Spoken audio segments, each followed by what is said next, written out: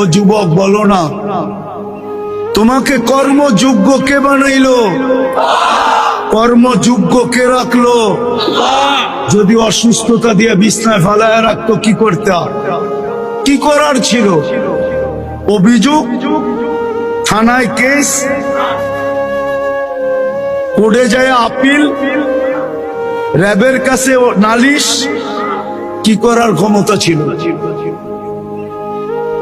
অস্তিত্বটাকে দিল, কর্মযোগ্যকে বানাইলো। কর্মযোগ্য কে রাখতেছে? কতটুকু নুন খাই, গুণ কতটুকু গাই? গুণ তো গাই না আল্লাহ।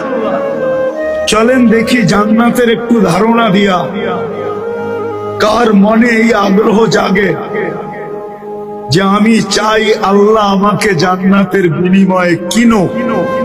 এই আগ্রহটা কার মনে পয়দা হয়? একটু জান্নাতের ধারণা দিয়া দেখি। আল্লাহ কিন্তু জান্নাত দিয়ে কিনতে চাইতেছেন। কিনবে কে? ক্রেতার